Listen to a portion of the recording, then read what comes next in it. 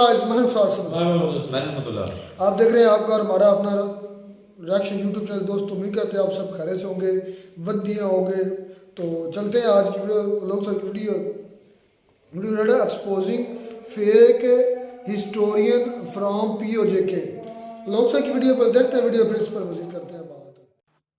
नमस्कार दोस्तों, DD react के एक और रिएक्शन वीडियो में आप सभी का स्वागत है। मैं हूं आलोक। तो आज जो वीडियो लेकर आया हूं वो वीडियो है रियल एंटरटेनमेंट टीवी का, और कई लोग कह रहे थे कि भाई आप इस पर रिएक्ट करें क्योंकि इसमें पाकिस्तानी ऑक्युपाइड जम्मू कश्मीर के बंदे ने कश्मीर को लेकर कुछ बोला है। चलिए देखते हैं। इसका टाइटल है will India attack on Pakistan for Kashmir, पाक मीडिया क्राई। लेट्स सी किसमें किस तरह की बातें कही गई हैं। आज की वीडियो डेफिनेटली बहुत ही जबरदस्त होने वाली है क्योंकि हमारे साथ वन एंड ओनली अब्दुल बसीर ताजवर साहब मौजूद हैं। हिस्ट्री के ऊपर बहुत ग्रिप रखते हैं, कश्मीर से बिलोंग करते हैं और हम भी इस टाइम कश्मीर में मौजूद हैं। कश्मीर की इंटरनल पॉलिटिक्स और इंटरनेशनल पॉलिटिक्स में कश्मीर का क्या रोल है इसके ऊपर बात करेंगे। साथ ही साथ इस रीजन में, इस खित्ते में चाइना किस तरीके से इन्वॉल्वमेंट रखता है कश्मीर में, अमेरिका किस तरीके से पाकिस्तान या कश्मीर में इन्वॉल्वमेंट रखता है, और एक कंसेप्ट दिया जाता है कि लेट्स सपोज अगर पाकिस्तान की आर्मी को मजबूत ना किया गया तो इंडिया शायद हम पे हमला करेगा। क्या आज के दौर में इंडिया के पास इतना टाइम या इतना जिस तरीके से वो डेवलपमेंट की तरफ जाता नजर आ रहा है, क्या वो हमला कर सकता है या नहीं, और भी बहुत सी चीजें डिस्कस करेंगे। अस्सलाम वालेकुम सर। वालेकुम अस्सलाम वरहमतुल्लाहि वबरकातुहू। सर सबसे पहले तो ये कहना चाहूँगा कि आपकी जो डिबेट रहती है, जो गपशप रहती है, उसे मैं तो बहुत कुछ सीखता ही सीखता हूँ। देखने वाले भी बहुत इंस्पायर होते हैं, बहुत मतलब ये है कि पसंद करते हैं आपकी बात को। सबसे पहले मुझे ये बताइएगा, आज के दौर में जो कि दौर है इकॉनमी का, जो कि दौर है डेवलपमेंट का, आज के दौर में जंग का क्या कंसेप्ट है, और अगर आर्मी के हवाले से अगर बात की जाए आपको क्या लगता है डिफेंस अगर हम स्ट्रॉन्ग से स्ट्रॉन्ग करेंगे तो ही बचेंगे या फिर इकॉनमी को स्ट्रॉन्ग करेंगे तो बचेंगे? इंडिया हम पे जंग कर सकता है, जंग मुसल्लत कर सकता है? अगर हिस्ट्री देखें इंडिया की, क्या पहले उन्होंने 3 जंगें 4 जंगें उन्होंने स्टार्ट की या हमने स्टार्ट की? बहुत से सवालात आपने एक ही चंक में पूछ लिए, तो अलग अलग बात कर लेते हैं। इंडिया ने जो 4 जंगें की हैं उनमें से सिर्फ 1962 की जंग ऐसी है जो चाइना के साथ थी, ये वाहिद जंग है जिसमें इंडिया ने पहल की थी। बाकी जो 4 जंगें हुई हैं तो उसमें पाकिस्तान ने पहल की थी। अच्छा। ये एक तारीखी हकीकत है, चाहे वो 65 वाली हो तो ऑपरेशन जिब्राल्टर शुरू। क्या बात कर रहे हैं सर? 62 की जंग भारत ने शुरू की थी? आपका दिमाग ठीक है सर?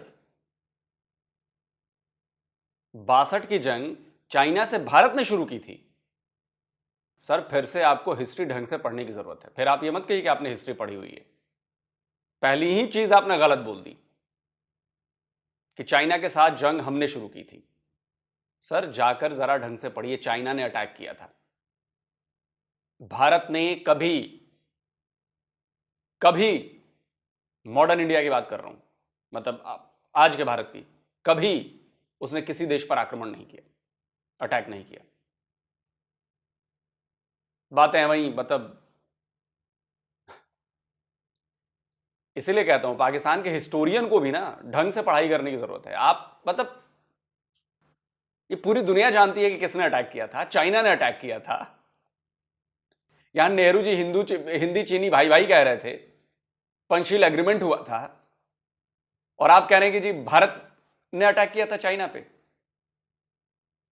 और दर्शकों आप लोग इनकी बातों पर भरोसा कर लेते हैं। ये फेक हिस्टोरियन पर फेक हिस्ट्री बता रहे हैं।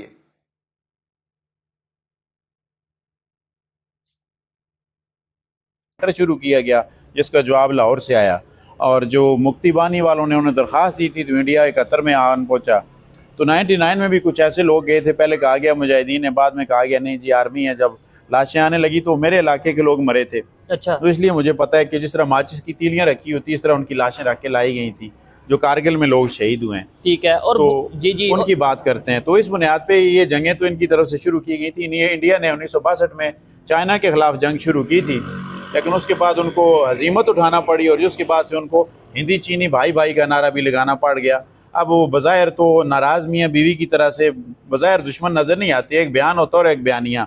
उनका बयान तो ऐसे चल रहा है कि जैसे दुश्मन है, लेकिन बुनियादी तौर पर जो उनका तजारत का वॉल्यूम है जो चाइना और इंडिया के दरमियान चल रहा है वो पाकिस्तान से 10 गुना ज़्यादा है। इसीलिए कहता हूं कि सर हिस्ट्री ढंग से पढ़िए। अब ये फिर ये प्रोपेगेंडा चालू हो गया। देखिए 62 को लेके इन्होंने प्रोपेगेंडा कर दिया। चूंकि इनको पाकिस्तान के खिलाफ बोलना था तो चारों जंगों के लिए उन्होंने अपने हिसाब से बात कर ली कि जी पाकिस्तान ने शुरू किया और ये, लेकिन चाइना भी इधर बोल दिया। आपको पता है हिंदी चीनी भाई भाई का नारा कब लगा था? आप टाइमलाइन चेक करिए, हिंदी चीनी भाई भाई का नारा लड़ाई शुरू होने से पहले लगा था। समझे सर? जाकर कैसे आप लोग, मतलब जो चीज ऑन रिकॉर्ड है, डॉक्यूमेंटेड है, आप उसको आके ऐसे कैमरे पर झूठ बोल देते हैं। आपको लगता है कि बाकी जनता यहां पे बेवकूफ बैठी है, आपकी बातों पर भरोसा कर लेगी।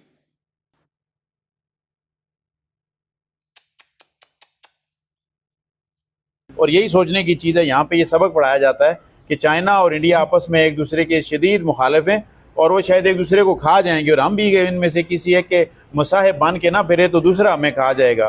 तो चाइना के साथ रहना हमारा इसलिए लाजमी, हालांकि ऐसी कोई भी चीज़ नहीं है। ये दौर है सिर्फ इकानमी को ग्रो करने का कि आप इकानमी के ज़रिए से किसी को शिकस्त दे सकते हैं। वो मार काट वाला वो ज़माना चला गया है। ठीक है सर, आपने बोला इंडिया और चाइना की जंग नहीं है, दोनों अपना इकॉनमी को ऊपर वर्क कर रहे हैं, दोनों रिलेशन ट्रेड के हवाले से खासतौर पे आपने बात की है कि इतने बड़ी तादाद में वो ट्रेड कर रहे हैं। लेकिन इसे अगर इस तरीके से कह दिया जाए कि इंडिया की सिर्फ चाइना के साथ जंग नहीं, बल्कि पूरी दुनिया के जितने भी कंट्रीज हैं वो किसी के साथ भी जंग नहीं रख रहा, वो अपने मफाद को देख रहा है, वो अपने नेशनल इंटरेस्ट को देख रहा है, वो रशिया के साथ भी जाता है, वो यूएस के साथ भी ट्रेड करता है, चाइना के साथ भी ट्रेड करता है, अफगानिस्तान और ईरान जैसे कंट्रीज के साथ भी ट्रेड करता है, वो किसी इसराइल के साथ भी करता है और गजा में भी एड भेजता है। पाकिस्तान में बार बार फेसबुक पे और सोशल मीडिया पे मैसेजेस दिए जाते हैं कि ये फ़लाँ इसराइली प्रोडक्ट्स हैं, इनका बाइकाट कर दिया जाए। ठीक है।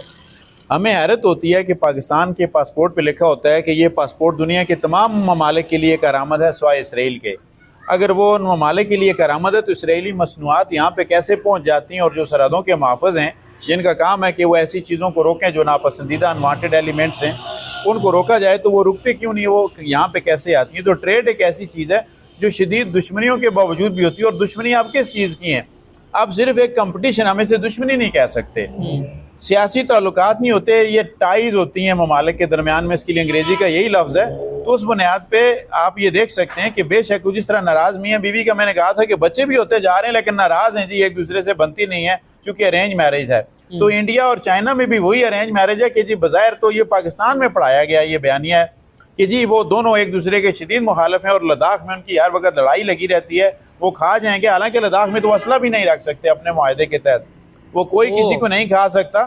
ठीक है, उनकी अगर हुई भी तो ज़्यादा से ज़्यादा हाथापाई हो जाए। किसने कहा लद्दाख में असला नहीं रख सकते? ये कौन से डॉक्यूमेंट में लिखा है सर? कहां पढ़ा है आपने कि लद्दाख में असला नहीं रख सकते? सर लद्दाख में हमारे इतने एयर बेसेस हैं, हमारे आर्मी कैंटोनमेंट है, आर्मी तैनात है लद्दाख में, बिना हथियारों के है सर, बिना असले के है। कैसी बातें कर रहे हैं आप यार? अब हिस्टोरियन है, आप पढ़े लिखे आदमी लग रहे हैं, मतलब ऐसा शोएब भाई ने बताया है, और आप कह रहे हैं कि लद्दाख में हम असला नहीं रख सकते। कौन सी दुनिया में है सर आप? कौन सी दुनिया में है?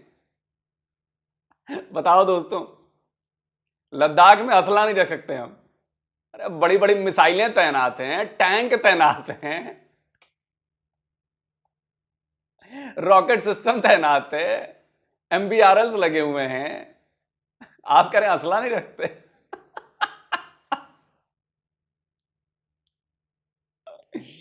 शक हो रहा है सर मुझे आपके पढ़े लिखे होने पे। हो जाती है, उसमें असले का इस्तेमाल नहीं किया जा सकता। अफ्रीकन की फौजें वहाँ पे असला इस्तेमाल नहीं करती हैं। और अगली चीज़ फिर हुई है कि उनकी अगर शदीद लड़ाई है तो इतने बड़े पैमाने पे कारोबार किसके साथ हो रहा है? वो जो उनका बिजनेस का वो जो उनके मास है वो बहुत ज़्यादा है। ठीक है सर, क्या कहना चाहेंगे अगर कश्मीर की बात करते हैं? कश्मीर में पाकिस्तान का क्या इंटरेस्ट है, कश्मीर में चाइना का क्या इंटरेस्ट है, और यूएस का क्या इंटरेस्ट है, और पाकिस्तान की पॉलिटिक्स में ओवरऑल इंटरनेशनल लेवल पे जो कंपनीज कह लें या इंटरनेशनल लेवल पे पावरफुल अदारे कह लें, उनका क्या रोल है? यूएस हो, CIA हो, चाइना हो या फिर पाकिस्तान? कश्मीर के लिए कहा यह जाता है, जो कायद आज़म के साथ मंसूब किया गया 1978 में ला के, कि जी कायद आज़म ने फरमाया था कि कश्मीर पाकिस्तान की शरह है। उनको तो अपनी ज़िंदगी में ये कहने की फुर्सत कभी नहीं मिली, ना वो कह सके थे, लेकिन 1978 में ला के ये चीज़ उनके नाम से मंसूब की गई। मुझे ये कहने दीजिए कि ये किसी की शरह नहीं है, ये बुनियादी तौर पे पाकिस्तान की खुराक की नाली है। कश्मीर इनका इंटरनेशनल धंधा है, इसके ज़रिए से कमाया जा रहा है और इसके ज़रिए से खाया जा रहा है। इसके जरिए से दिफा के नाम पे गरीब के मुंह से नवाला छीना जा रहा है। अच्छा। कश्मीर को किसी भी बैरूनी खतरे की ज़रूरत नहीं है। कश्मीर सदियों से मौजूद और ये ऐसे रहेगा, ये हमारी। और मैं कश्मीर की बात नहीं करता, मैं अपनी मुकम्मल रियासत की बात करता हूँ। रियासत जम्मू और कश्मीर व अक्साई तिब्बत, हाँ, ये सारे इस रियासत का हिस्सा हैं और इस पर 3 ममालिक काबिज हैं। और उस कब्जे के नतीजे में आज भाई भाई से नहीं मिल सकता, ठीक है, माँ बेटे से नहीं मिल सकती, और एक खूनी लकीर खींची है इन ममालिक ने मिलकर बामी रजामंदी से। जिस तरह मदारस क्या कहा जाता है कि उनके हज़ार इख्तलाफात व मसले के, लेकिन किसी एक मामले पे सारे के सारे मसालिक मुतफिक हैं। तो कश्मीर के मामले में ये सारे मुतफिक हैं कि इसे बेशक टुकड़ों में रखा जाए, इनको आज़ादी नहीं देनी। बेशक थोड़ा उधर तुम इधर हम वाला नारा जो हकीकी तौर पे वहाँ के लिए नहीं, इस कश्मीर के लिए लगा हुआ है। आप इस लाइन के साथ साथ जाएं, आपको नजर आएगा कि पार जनाजा रखा जाता है और सफ़ें इस तरफ बांधी जाती हैं, लेकिन किसी को पार देखने की इजाज़त नहीं है। हमें हमारे ऊपर डॉक्यूमेंट्स के ऊपर आज़ाद हुकूमत लिखा जाता है, लेकिन मुझे बताएं ये किसकी आज़ादी है? इस घर का सब निज़ाम है गैरों के हाथ में, बाहर है मेरे नाम की तख्ती लगी हुई। इस आज़ाद कश्मीर में हम जिस जगह पे बैठे हुए हैं, आप सुबह देख सकते हैं कि ये कैपिटल है, ये बेस कैंप है जी आज़ादी का जो बयानिया दिया जाता है। बेस कैंप की हालत ये है कि सुबह 7 बजे से अभी तक बिजली नहीं आई है। आपके कैपिटल में बिजली नहीं है तो आप मज़ाफ़ात का सोच सकते हैं कि वहाँ पे क्या हालत होगी। और बिजली क्या है? 3300 मेगावाट बिजली इस वक्त आज़ाद कश्मीर में बन रही है, जो हमसे कुछ पैसों के एवज, 1 रुपया नहीं है, जिसमें कुछ पैसों के एवज पाकिस्तान ले लेता है, और बाद में वही बिजली हमें उन्हें अच्छे खासे रुपए दे के 20 रुपये 30 रुपये तक मुख्तलिफ जगहों पे मुख्तलिफ शरह के साथ वो टैरिफ हमसे वसूल किया जाता है। अपनी बिजली हम पे ही बेची जाती है, हमसे खरीद के। तो क्या मैं ये सवाल करता हूँ कि क्या ये कभी हो सकता है कि पंजाब में से आप गंदम उठाएं 3900 रुपये की कश्मीर लेके आए और यहाँ से वापस पंजाब में के रहने वाले किसान को अपनी ही गंदम दोबारा मोड़ के 10,000 रुपये में खरीदनी पड़े? तो मैं देखूंगा कि एक पंजाबी किस हद तक कश्मीर का खैरखा हो सकता है। तो ये सवाल हम भी करते हैं कि हमारी बनने वाली बिजली सबसे पहले हमें क्यों नहीं दी जाती? हमारी तो कुल जरूरत ही 400 मेगावाट है, हम 3300 मेगावाट हमें तो फ्री भी आराम से दी जा सकती है कि इसमें पोटेंशियल तो 10,000 मेगावाट से भी ज्यादा कि आप बनवाना चाहें तो आप बाकी भी बनवाते रहें, लेकिन हमारे पानी हमारे हैं, लेकिन इस पर हमारा अख्तियार नहीं है। हम इस पर बड़ा यूनिट नहीं लगा सकते, तो हम इसे आज़ादी इन चीज़ों को नहीं कहते। हम इसके लिए एग्जैक्ट लफ्ज़ मकबूजा का इस्तेमाल करते हैं कि इसके एक हिस्से पे चाइना काबिज है, एक हिस्से पे इंडिया काबिज और एक हिस्से पे पाकिस्तान काबिज है। हाँ, ये ममालिक तीनों मिलकर इसमें रेफरेंडम करवा लें। अवाम अगर चाइना के साथ रहना चाहें, पाकिस्तान के साथ रहना चाहें या इंडिया के साथ रहना चाहें, वो तो मोस्ट वेलकम, लेकिन हक के खुद इरादियत दिया तो जाए। एक मरतबा हमसे पूछा तो जाए, भाई आप क्या चाहते हैं? ठीक है। इधर एक हमारा वारिस बना हुआ, एक कहता है जी हमारा अटूट अंग है, दूसरा कहता है हमारी शाहराग है। खुद कश्मीरी से क्यों नहीं पूछा जाता कि तुम किसका अटूट अंग बनना चाहते हो, किसकी शाहराग रहना चाहते हो या आजाद रहना चाहते हो, इन दोनों से? ठीक है सर, आपने इंडिया की भी बात की, चाइना की भी, पाकिस्तान की भी की। बहुत से देखने वाले इंडिया से हैं और उनका एक सवाल रहता है और लॉजिक रहता है कि भाई सबसे पहले तो ये बताया जाए। अच्छा, इस पे एक लॉजिक देता हूं मैं। आपने कहा कि जी कश्मीरियों से क्यों नहीं पूछा जाता। अच्छा, एक बात बताइए, आपके अब्बा होंगे, उनके नाम पे एक घर है। अभी आपने कही ना कि घर के बाहर तख्ती लगी है हमारे नाम की और बाकी सारे जो हैं उनके हैं। अगर आपके अब्बा के नाम पर एक घर है, उस घर के मालिक आपके अब्बा हैं, उनके नाम पर कागज पत्तर बने हुए हैं, उनके मतलब उनका है वो। अब उन्होंने वो घर जो है वो किसी और को दे दिया, किसी और को लिख दिया जी कि जी आज से ये घर फलाने का हुआ। अब आप कहें कि जी मुझसे तो पूछा ही नहीं गया, मैं तो उनका बेटा हूं, मुझसे तो पूछा ही नहीं अब्बा ने, और मुझसे तो मेरे 4 भाई और हैं, उनसे भी नहीं पूछा गया और ये घर दे दिया गया उनको। तो सर, जब थोड़ा बहुत कानून मुझे पता है, तो पता नहीं आपके यहाँ क्या कानून है, लेकिन कानून जो नॉर्मल कानून है, वो इंटरनेशनल कानून या जो भी हमारे यहाँ भी जो कानून है कि बाप का जिसका मन करेगा उसको लिख देगा, उसमें बेटा चिल्लाता रह जाए कुछ नहीं मिलने वाला।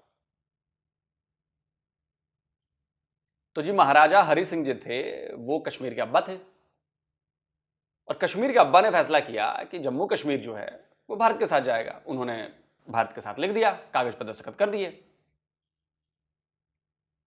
तो भाई कागज तो हमारे पास हैं और महाराजा हरि सिंह उसके वैलिड अब्बा थे। आप समझ रहे मेरी बात? तो इसमें आपसे क्यों पूछा जाए या बाकी लोगों से क्यों पूछा जाए? जो जिसका मालिक है वो फैसला करेगा।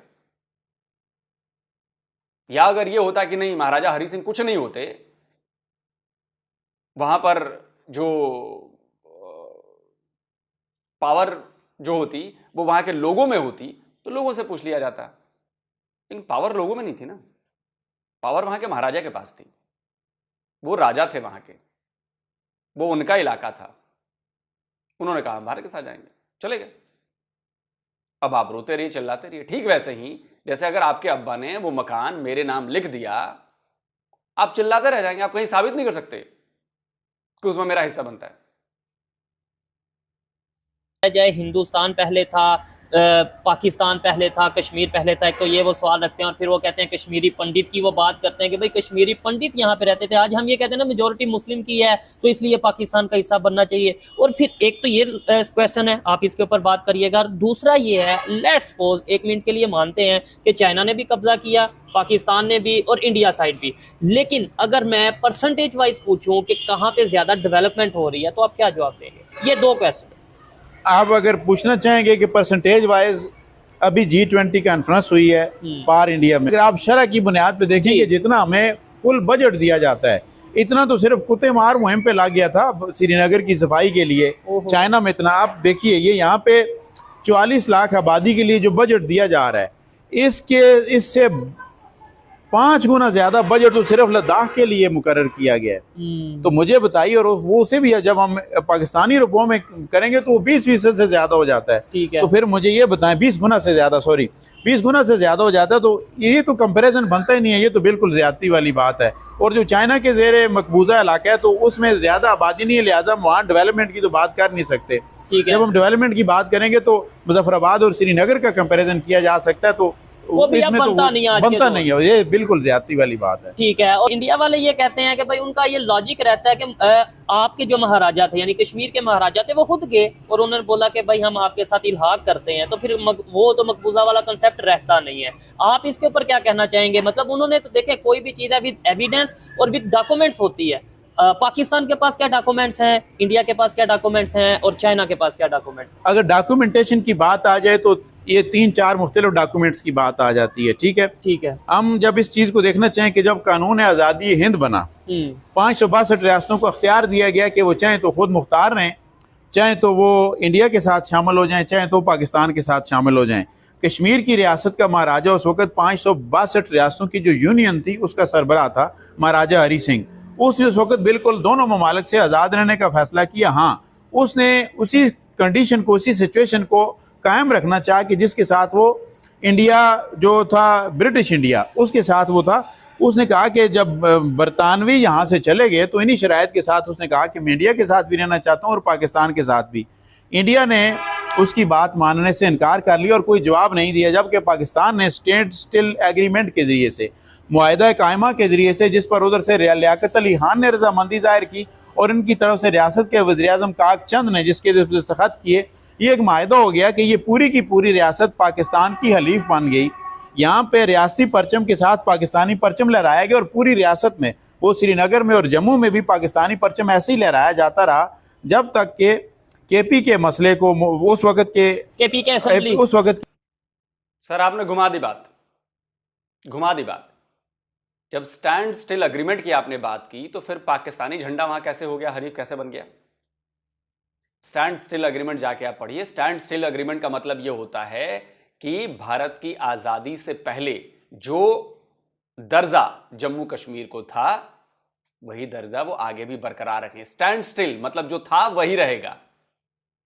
तो कश्मीर, पाकिस्तान तो पहले था नहीं कि वो पाकिस्तान का हिस्सा था, कश्मीर तो कश्मीर था भाई, अलग रियासत थी, आजाद रियासत थी ना। उसने कहा कि जी हम आजाद रहेंगे। अब आप कैसे कह रहे हैं कि पाकिस्तान का वो हो गया और पाकिस्तानी झंडे लहराए चल रहे? स्टैंड स्टिल अग्रीमेंट का मतलब ही था। और स्टैंड स्टिल अग्रीमेंट पे बिल्कुल सही बात है कि आपके यहां से पाकिस्तान ने हामी भर दी और भारत ने कोई जवाब नहीं दिया। भारत ने कहा कि हम देखते हैं, बात करेंगे। आप समझ रहे हैं इस बात को? स्टैंड स्टिल अग्रीमेंट के लिए पाकिस्तान तैयार था, पाकिस्तान की सरकार तैयार थी उस वक्त, बोली कि हाँ ठीक है हम मान लेते हैं आपकी बात को कि जो दर्जा पहले था आपका वही दर्जा अभी भी रहेगा, आप रहिए अपनी अलग रियासत में रहिए।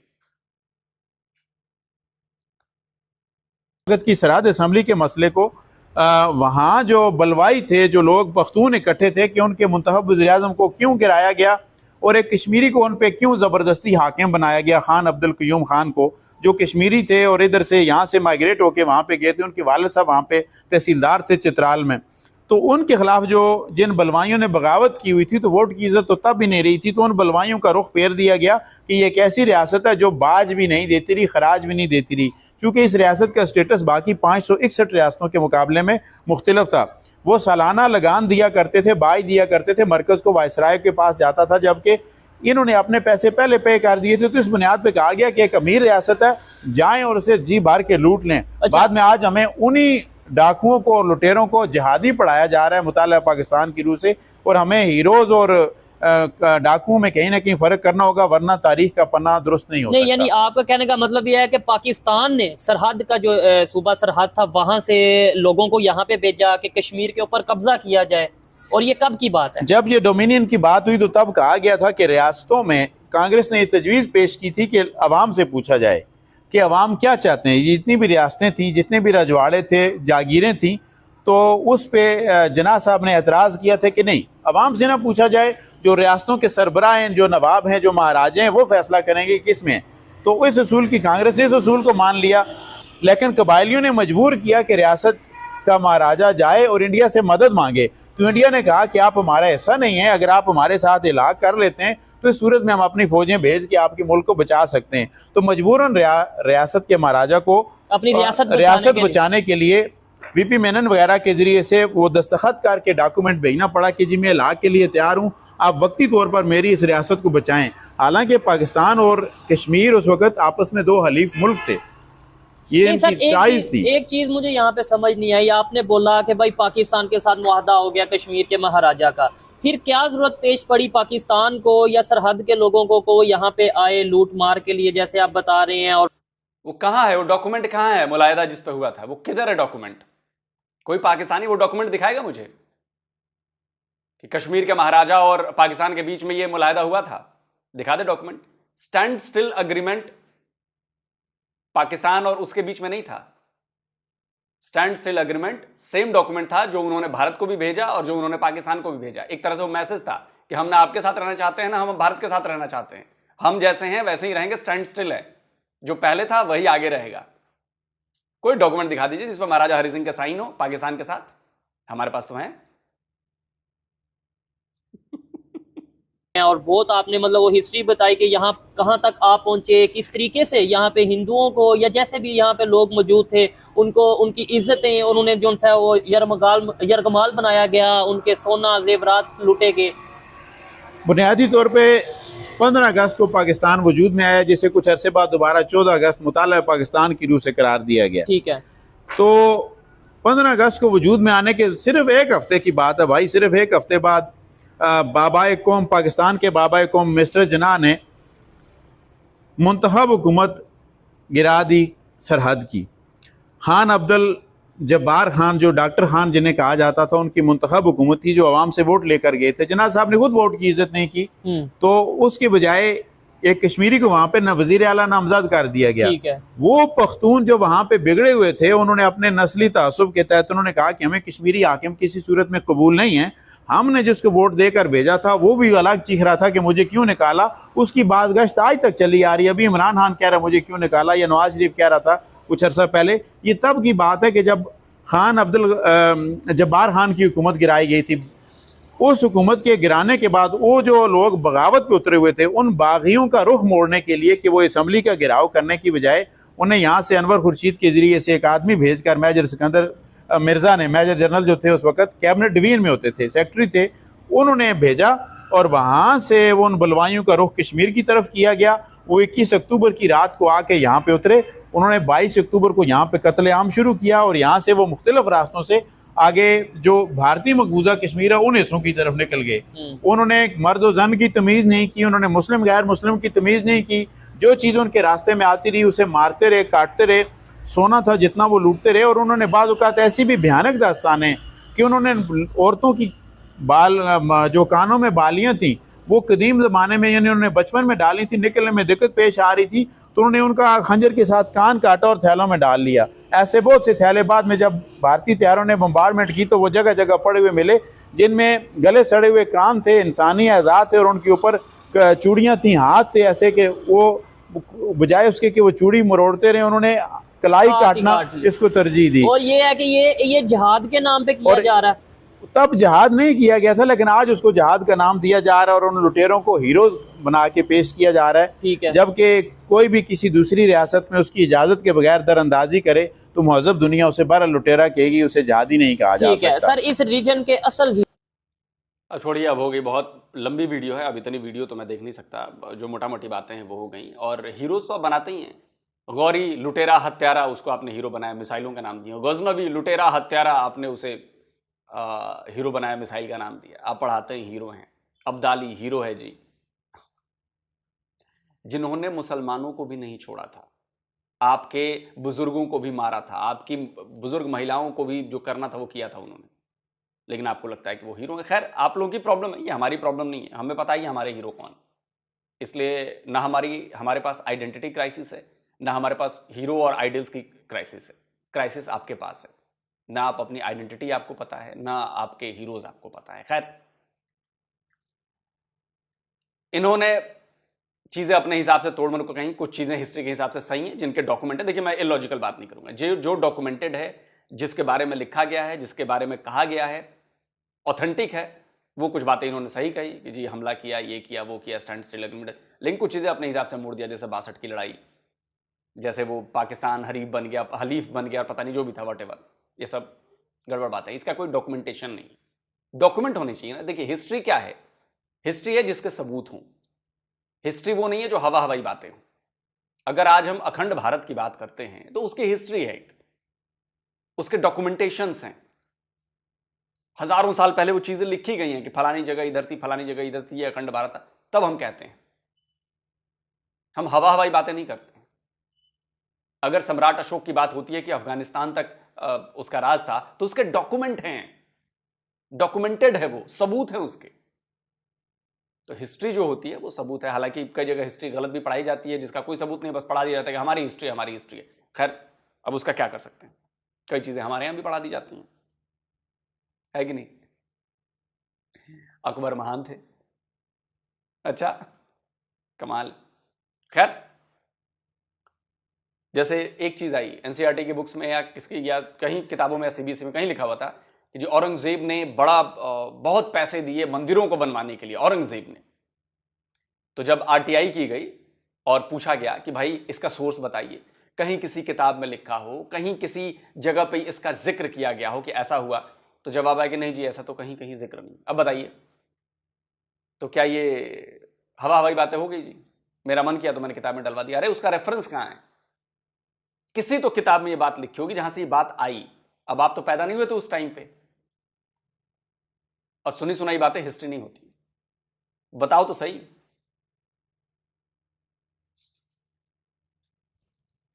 खैर, अब क्या कर सकते हैं, ये तो प्रॉब्लम है पाकिस्तानियों में, क्योंकि वो रिसर्च नहीं करते, वो लॉजिक नहीं लगाते, वो डॉक्यूमेंट नहीं ढूंढते, बस हवा हवाई बातें बोल देना है जी उनको। तो ऐसे हवा हवाई बातों से चीजें चलती नहीं। और रही बात कश्मीर की, तो मैं एक बार फिर से शब्बर जैदी का वो बयान सुनवाना चाहूंगा जो आजकल मुझे बहुत पसंद आ रही है। और मैं अक्सर जब भी कश्मीर की बात होती है तो ये इस वीडियो को उस वीडियो में जरूर लगाता हूं। सुनिए। क्या वजह है इंडिया से जंग करने की? सर, कश्मीर एक मामला है जो कश्मीर आपके हाथ से जा चुका है, भूल जाए कश्मीर को। कश्मीर लेना है तुमने, तुम लड़के ले लोगे। तुम क्या बातें कर रहे हो यार? तुम ये कह रहे हो कि पाकिस्तानी फौज जाएगी और टैंकों में जाके श्रीनगर फतह कर लेगी, ये कह रहे हो तुम? Are you in senses? 3 दफा तुम ये हरकतें कर चुके हो, कारगिल में भी कर चुके हो हरकत, तुम्हें अभी भी अकल नहीं आई। सर, वो कश्मीर पाकिस्तान की शहरक है। शहरक थी ना तुम्हारी, कट गई। ट्रेन चला दी है जम्मू से श्रीनगर, बानीहाल पास के थ्रू ट्रेन जा रही है। Can you imagine? तुम किस दुनिया में बैठे हो? टाटा कंपनी का प्रॉफिट पाकिस्तान के जीडीपी से बराबर हो गया है, एक कंपनी का। तो कश्मीर आज़ाद कराने चल पड़े हो। खाने को रोटी नहीं है, कश्मीर आज़ाद कराएंगे? क्या बातें करो यार। तो भैया पाकिस्तानियों, सवाल जाकर अपनी आर्मी से पूछो कि 76 ईयर से अरबों डॉलर आपने लिए, खरबों डॉलर लिए, कश्मीर का आधा इंच क्यों नहीं ले पाए? आपने पूरी कौम को कश्मीर के नाम के पीछे लगा दिया है। क्या दिया 76 ईयर्स में आपने कश्मीर के नाम पर? झूठे वादे क्या दिया है, बताओ ना। पता नहीं पूछेंगे ही नहीं पूछेंगे। कमेंट करके आप बताएं। जल्दी मिलता हूं एक और नए वीडियो के साथ। नमस्कार, जय हिंद। तो ये दोस्तों वीडियो होगी ख़त्म। वीडियो काफ़ी शानदार थी, लेकिन वो जो मेरा सो कॉल्ड हिस्टोरियन बना हुआ था, वो जो अपना शुएब भाई के साथ बैठा था, बातें उसने काफ़ी ठीक भी की हैं, लेकिन उसने कुछ बातें उसने मिक्सिंग भी कर दी। जहाँ वो मिक्सिंग करता था लोग सर पहुँच जाते थे उसको चपेट लेकर। सही बात है, चपेट ही होती है एक किस्म की, जब झूठ बोलते हैं आप और उस पर आपको सामने से सबूत देने वाला कोई मिल जाए तो ये चपेट ही होती है। चपेट से याद आ गया मुझे, आपने हमारी कल वीडियो देखी होगी, आलोक सर की किसी वीडियो पर हम रिएक्ट कर रहे थे, उसमें हमने मतलब कि ना 93,000 पर ना भाई बताना भी ज़रूरी है, मतलब तुम्हें माइंड ना करना, बताना सच ज़रूरी है। तो उस 93,000 के सोल्जर जो पाकिस्तान सरेंडर किए थे 1971 में, उस पर हमारी, आपको याद होगा कल वीडियो में एक बेट लगी थी या कि शर्त लगी थी। अपना रहमतुल्लाह ने कहा था कि ये 93 नहीं है। मैंने कहा लोग सर कह रहे थे ये सच है तो फिर आप लगा लें मुझसे बैठ। तो मैंने लोग सर के इत्माद पर लगा दी, मैंने भी सच मैंने भी किया हुआ था, लेकिन मुझसे ज़्यादा लोग सर पर ज़्यादा भरोसा था कि यार वो कोशिश करते हैं गलत बयानी ना की जाए। तो बैट लग गई।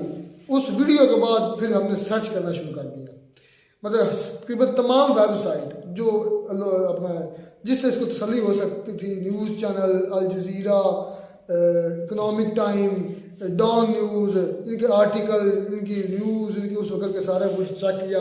काफ़ी देर हमें लगी सर्च करने में, तो हमारा प्यारा भाई हार गया, इसको भाई पार्टी पड़ गई।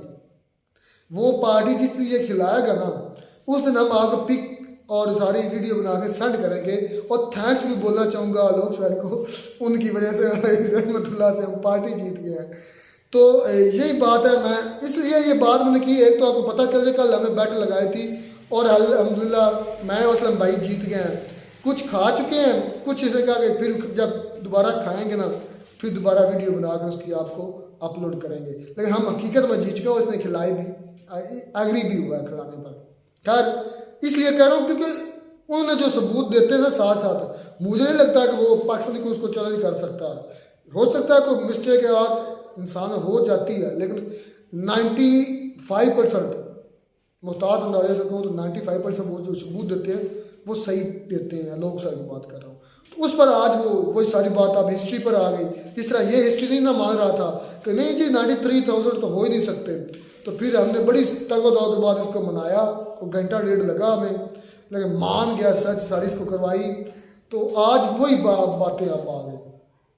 इस हिस्टोरियन को, सो कॉल्ड हिस्टोरियन को ये नहीं पता स्टैंड स्टिल मुआहदा था क्या, उसको ये नहीं पता साइन ऑफ इंस्ट्रक्शन था क्या, ये नहीं पता उसके जो प्लेबिसाइट के लिए यूएन की रेजोल्यूशन आई हैं वो क्या है।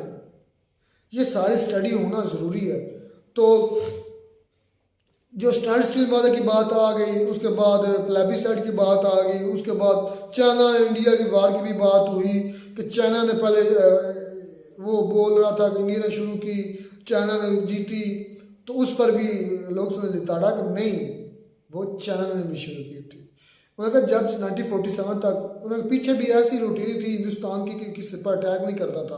उन्होंने कहा जब हिंदुस्तान बना है तब से आज तक इंडिया ने किसी पर अटैक नहीं किया। पाकिस्तान ने भी किया खुद, चाइना ने भी किया, उसके फिर उन्होंने प्रूफ दिए।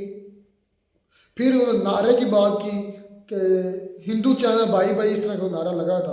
उन्होंने कहा कि ये पाकिस्तानी हिस्टोरियन कह रहा था कि ये वार के बाद का नारा है, लेकिन लोग सोच रहे नहीं 1959 का ये नारा है। ये कि उधर भी तो उसको चुप करवा दिया, उसने गलत बोल रहा था, गलत बात कर रहा था, है ना।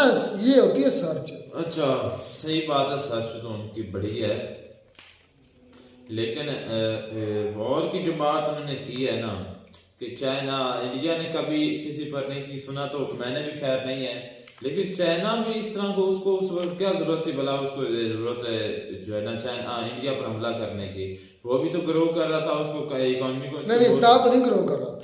तो वो क्या, वो तो भाई शुरू से जब से बना नहीं 48 में चाइना को बूस्ट मिला है 1980-99 के बाद ज़्यादा बूस्ट मिला। पहले चाइना बड़ा गरीब होता था, मतलब जब उसने इंडस्ट्रियलाइजेशन शुरू की है ना उस वक्त चाइना को इकोनॉमी को बूस्ट मिला है। पहले वो इंडिया से भी पीछे था भाई। तो फिर उसको अपने से बड़े जो है ना कंट्री के साथ पंगा लेने कोई वजह नहीं होगी उसकी, मुझे पूरी हिस्ट्री नहीं पता भाई, मैं झूठ नहीं बोलूंगा, गलत बयानी नहीं करूंगा, मुझे कंप्लीट हिस्ट्री नहीं पता। हाँ, कश्मीर की हिस्ट्री का मुझे कंप्लीट पता है, उसके बाद फ़लस्तीन का पता है, उसमें बोलता भी हूँ, जहाँ बोलता हूँ आप भी सुनते हैं। इंडिया की जो 1962 की वार, उसकी हिस्ट्री का भाई मुझे इतना कंप्लीट नहीं पता, चंद एक बातें, लेकिन जो वो कहते हैं कि आधा सच जो है वो झूठ से भी ज़्यादा खतरनाक होता है, ठीक है ना। अच्छा, अब बात आती है स्टैंड स्टिल मादे पर, प्लेबिसाइड पर क्यों नहीं करवाते। स्टैंड स्टिल मादा क्या था वो भी लोग सारे स्क्रीनशॉट दिखा दिया। स्टैंड स्टिल ये था कि पहले वाली हालत कश्मीर की, क्योंकि ये एक रियासत थी, आप भी जानते हैं हम भी जानते हैं, हरी सिंह महाराजा उसका था और काफ़ी अरसे से चली आ रही थी ये रियासत। तो उसकी ये वजह थी, स्टैंड स्टिल का ये मुद्दा था कि जो इंडिया की आज़ादी से पहले दर्जा था ना कश्मीर का, वही रखा जाए। तो इंडिया की आज़ादी या हिंदुस्तान की आज़ादी से पहले तो पाकिस्तान था ही नहीं था उसको, ठीक है ना। तो पाकिस्तान स्टैंड स्टिल मादे पर एग्री फिर क्यों हुआ? सोचने वाली बात ना, कि ये मुआहदा है कि जो हिंदुस्तान की तकसीम से पहले दर्जा है वो दिया जाए, मेरी बात तो इस वक्त पाकिस्तान था नहीं। भाई ने कहा, लॉजिकली बात कहा भी है कि मतलब कि इंडिया ने जबरदस्ती उस पर कब्जा भी किया है, इस तरह की बातें करता रहा है।